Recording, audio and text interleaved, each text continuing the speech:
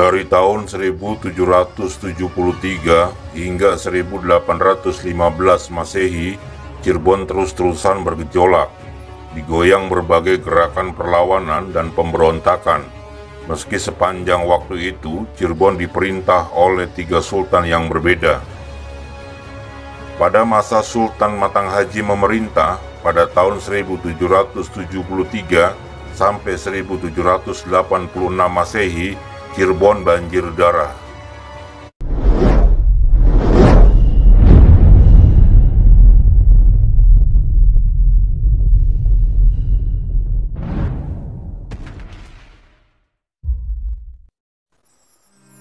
Pada masa Sultan Matanghaji memerintah pada tahun 1773 sampai 1786 Masehi, Cirebon banjir darah. Sebab Sultan Kasepuhan kelima memproklamirkan perang dengan Belanda. Sang Sultan terus berjuang bersama pengikutnya secara gerilya, selepas markas dan benteng pertahanan mereka di Sunyaragi dapat dibobol oleh Belanda.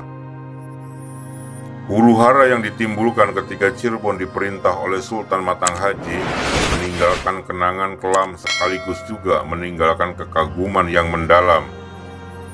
Dikatakan kelam karena pada waktu itu banyak darah yang tertumpah. Selanjutnya dinyatakan kagum karena pada waktu itu semangat rakyat Cirebon untuk bebas dari pengaruh asing, terutama dari penjajahan Belanda, sangat luar biasa. Perlawanan Sultan Matanghaji pada Belanda rupanya membuat Belanda keteteran. Mereka sulit memadamkan perlawanan, sebab Sultan dan pengikutnya menggunakan teknik gerilya dalam berjuang. Selanjutnya, cara lain yang ditempuh Belanda untuk memadamkan perjuangan Sultan Matanghaji adalah dengan cara menghasut saudara sang Sultan. Belanda mengiming-imingi jabatan Sultan bagi adik Sultan apabila bersedia membujuk kakaknya untuk berunding. Dalam perundingan itu, Sultan Matanghaji ternyata ditangkap. Tidak lama selepas peristiwa perundingan palsu yang dibuat-buat Belanda, Sultan Matanghaji dikabarkan wafat dalam tahanan istana.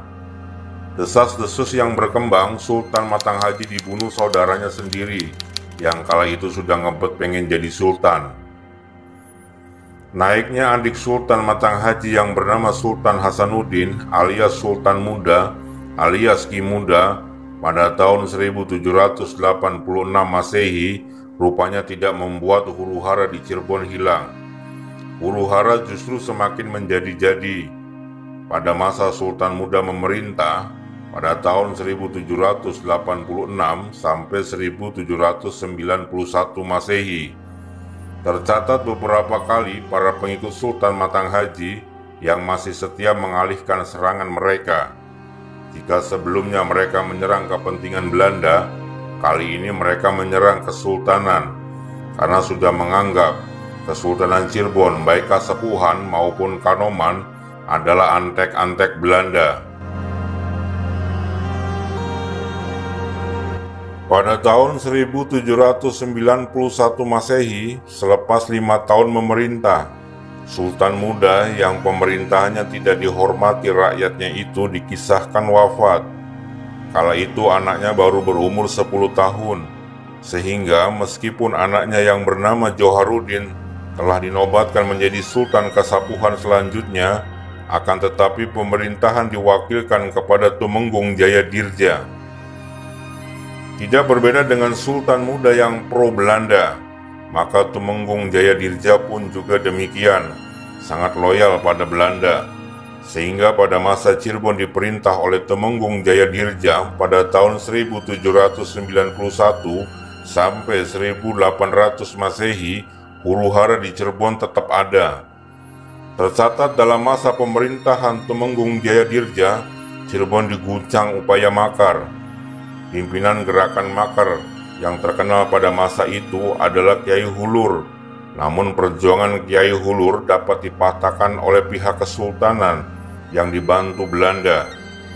Selepas Sultan Joharuddin dianggap cukup umur, pemerintahan dialihkan padanya. Akan tetapi pada masa pemerintahan 1800 sampai 1815 Masehi, kebencian rakyat Cirebon terhadap negara dan rajanya sudah tidak dapat dibendung. Sehingga pada tahun 1807 Masehi meletus pemberontakan besar yang kelak mengguncang seluruh wilayah Cirebon. Pemberontakan itu dikenal dengan nama Pemberontakan Bagus Rangin. Hingga wafatnya Sultan Djoharuddin pada tahun 1815 Masehi, pemberontakan Bagus Rangin belum juga padam.